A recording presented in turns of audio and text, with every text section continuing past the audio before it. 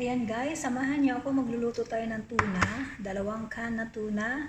May kamatis tayo, may sibuyas tayo na ginayat, may coriander at saka sili haba. At ito ang ating gagamiting mantika.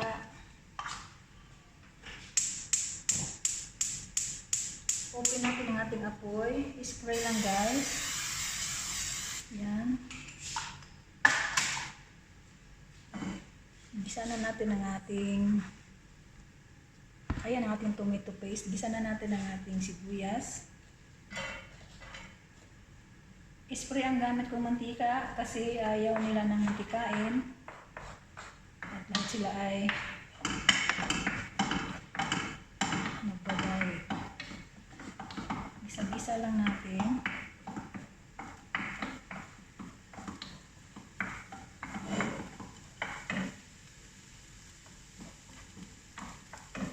I-review natin ang ating ang ating 7 spices na mix. Paminta.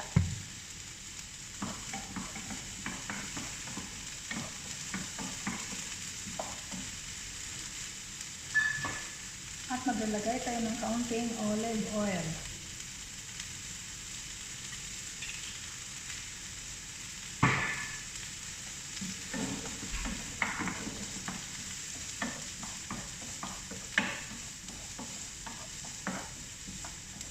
Sunod na natin ang ating kamatis.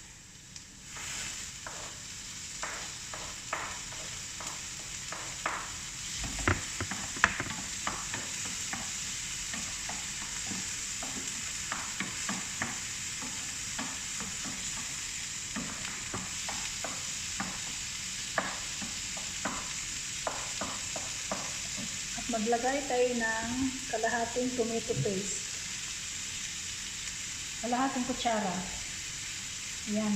Kung 1 kutsara o kalahating kutsara, nasa inyo yun. Gisa-gisa natin.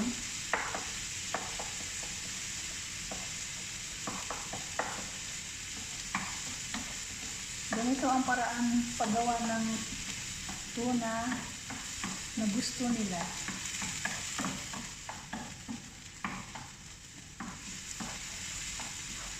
Ngayon, maglagay tayo ng asin.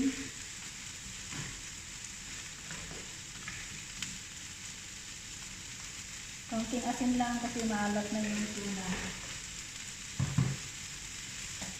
Mix, mix, mix. At ngayon, ilagay na natin ang ating tuna. Tinanggalan ko pala ng tubig ang tuna kasi ayaw nila yung tubig sa tuna. Mamaya maglalagay ako ng iba na rin tubig para lumambot yung tuna.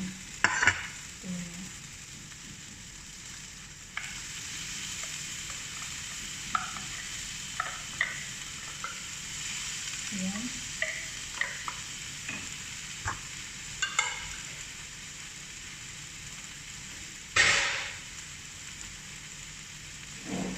Mix lang natin.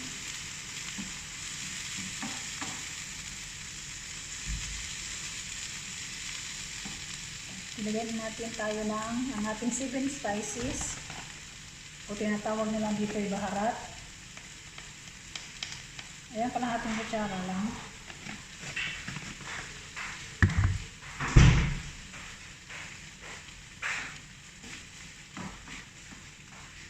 Ito natin. Ha? Ha?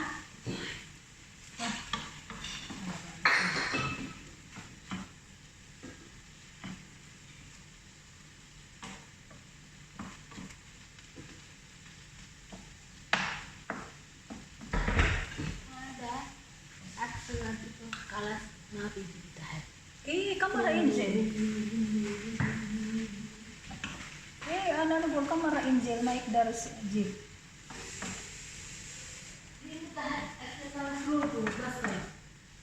Alhin, alhin. Kalas, di telepon ko.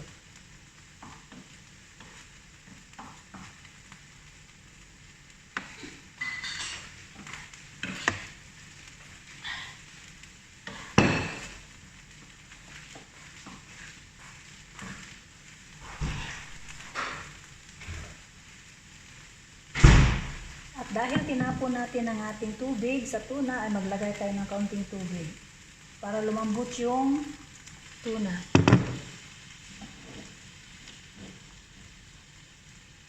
At ilagay natin ang sili.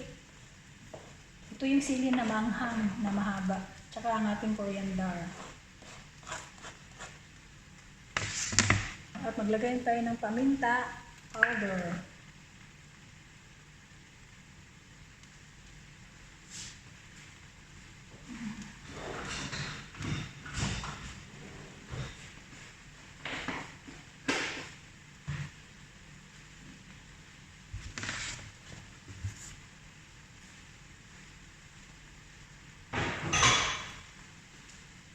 Halo-haluin lang natin at ating durug-durugin ang tuna.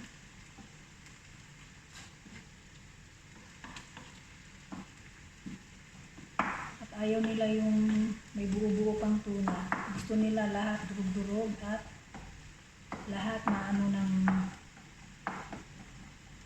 timpla. Ma-mix talaga ng mabuti.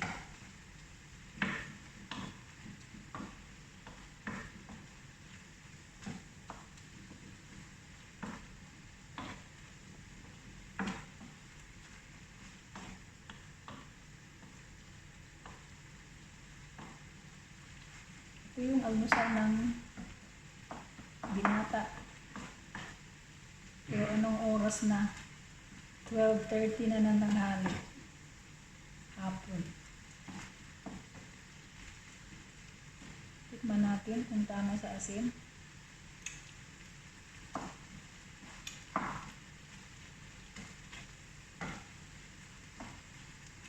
Parang matabang siya.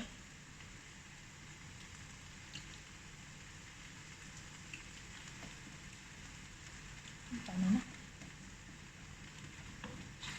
Anghang.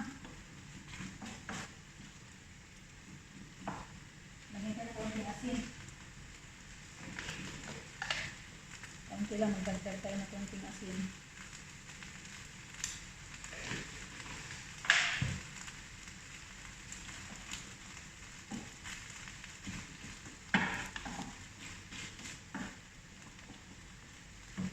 At ano at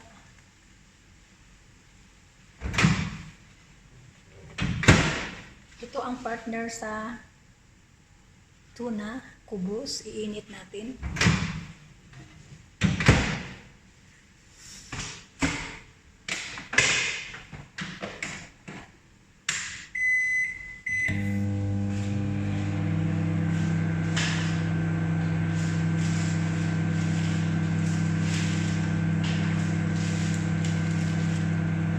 Iinit natin sa microwave ang ating kubos. Ayan, mainit na. Lagay natin sa plastic, sa ziplock. Lagay sa ziplock. Mix natin uli ito.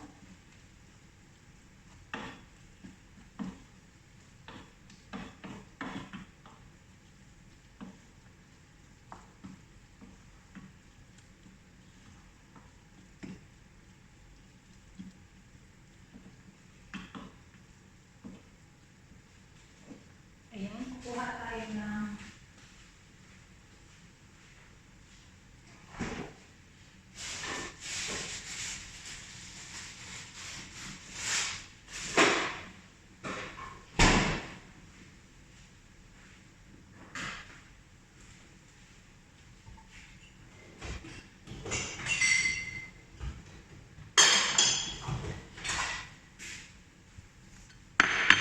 magkikilo tayo ngayon ng pita cheese. Ayan, 60 grams ang kailangan niya.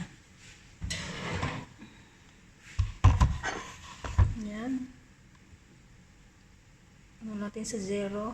Ayan, 0 na siya. Lagyan natin yung platito. Ayan, back natin sa 0. Ayan, 0 na siya. Kailangan natin ay 60 grams.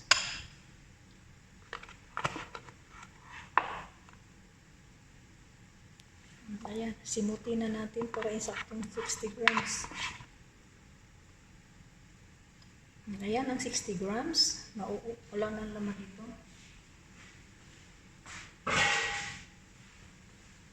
60 grams na feta cheese. Ayan, ang partner ng tuna. Ayan, tabi na natin ang ating kiluhan.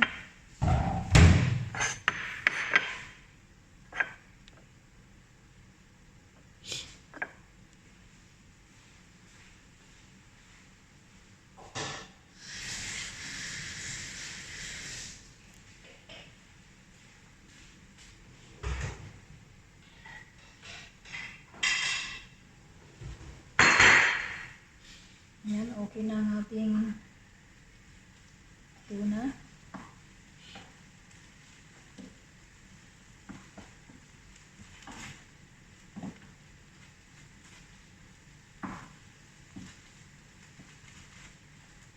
Ayan, patayin natin ang apoy. Transfer na natin sa plato. Ayan lang guys, salamat sa inyong suporta. God bless po sa ating lahat.